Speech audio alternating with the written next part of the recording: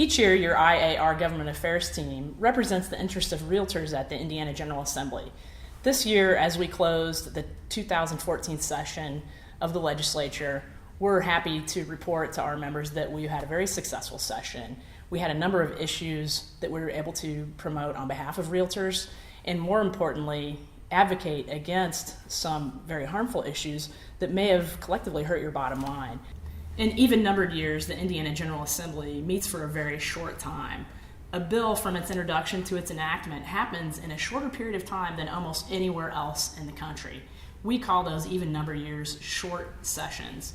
A lot of work in a very short time, and quite a bit at stake. The effective date of most legislation that passes any General Assembly is typically July 1st of that same year.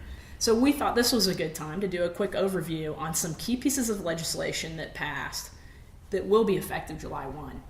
Realtors and their clients will soon have a resource when it comes to meth-contaminated properties. With the help of your state association, members of the Indiana General Assembly recently passed House Enrolled Act 1141, which directs the Indiana State Police to create a database of such properties. The legislation also puts into place guidelines for listing meth-contaminated properties. This will help realtors provide an important consumer protection when dealing with properties known to be affected by meth. This new law reaffirms what realtors have already been practicing in regards to the seller's disclosure form. If a seller has actual knowledge of meth production or contamination in the residential structure of their property, the seller must disclose the information on the seller's disclosure form. With regards to cleanup and this new state police database, so long as an owner decontaminates the property within 180 days of known meth contamination, their property cannot be listed on the publicly available database. Owners can have their properties removed from the public database if they receive a certificate of decontamination from a state certified inspector. Owners then must submit the certificate of decontamination to the Indiana State Police, who will remove the property from the list within 90 days. You may be wondering if there's any recourse for a property you own that may become meth contaminated by another individual, say a tenant. The answer is yes. They can be required to pay for actual damages to the property in addition to lost rent and the cost of decontamination. This year, there were several bills that we had a hand in preventing from being enacted that would have had very negative effects on the real estate industry, such as a bill that would have lowered the requirements for out-of-state brokers seeking to come to Indiana to sell and list. That bill would have made it easier to be licensed in Indiana if you came from another state than it would be if you were an actual Hoosier citizen. That's just not a change that we can accept on behalf of our members. Another bill that was introduced that was frankly introduced for a very good reason, but had an unintended consequence. It would have imposed nearly impossible requirements on home inspectors to inspect attics and crawl spaces and other inaccessible areas in a home, actually enter those spaces, and if they didn't physically inspect, the actual home inspection would have been voided. Realtors have a long-standing exemption from the state's do not call list. This is an exemption that was fought very hard for many years ago when that law was first enacted. There was a bill introduced this session that would have eliminated that exemption.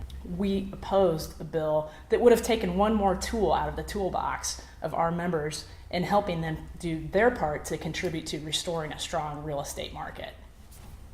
This year, with the potential repeal of the business personal property tax, as much as $1 billion of tax revenue had the potential to be shifted onto other taxpayers, and in many cases and in many counties, that shift would have occurred onto homeowners. As an organization, we see the value of lower taxes across the board. The personal property tax on business in itself is not a wonderful tax, but the impact of completely repealing that tax would create a shift onto other taxpayers that we simply cannot stand for. The property tax relief achieved due in large part to advocacy from realtors across the state has proved a tremendous benefit to homeowners. One of the things that we work on daily at the State House is to make sure that some of those benefits aren't unintentionally unraveled and that additional tax burdens aren't placed on homeowners and other taxpayers. In the end, a compromise was made between local units, legislators, and the businesses seeking that tax reform to allow counties to have a cafeteria plan of options to allow them to make flexible decisions about business personal property tax that meld well with their own economic development priorities and goals.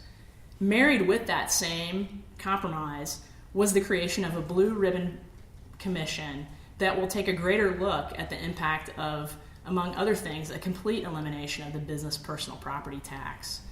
We believe that any large-scale discussion about tax reform should have a realtor at the table, and we fought to make sure that that was enacted into law. There will be a realtor at the table to participate in those discussions and make sure that the industry and homeowners are duly represented. 2 years ago, we saw a growing trend of very costly landlord registry and rental regulations being enacted at the local level through local ordinance.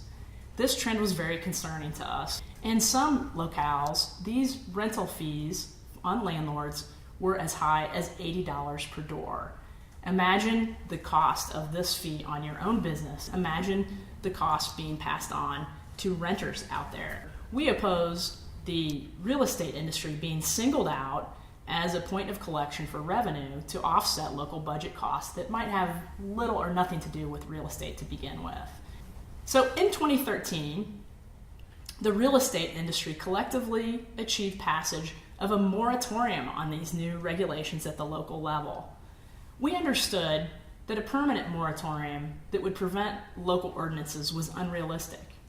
In fact, there are realtors across the state that support local rental registries in their communities because their community has crafted that, it makes sense, and all in all, it's good for their community.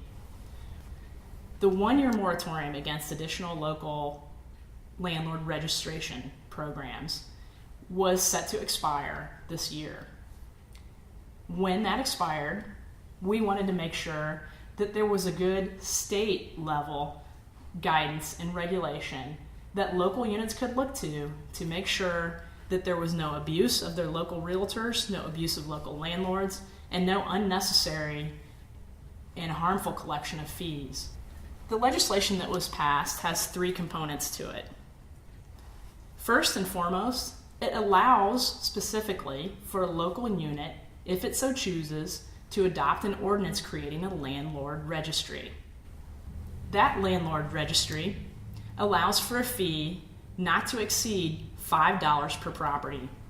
A second component of the legislation would allow for third-party inspection of rental units operated by a landlord. This has two components to it. One, it allows the landlord to avoid duplication of efforts if they're already involved in some type of inspection of the property to begin with. Number two, it allows the regulatory program to be relieved of some of the burden of having to do on-site inspections at 100% of properties. Without this change, all landlords would be subject to regulatory inspection at all properties. This is a very good change in state law. The third component of the bill is a permitting of rental properties.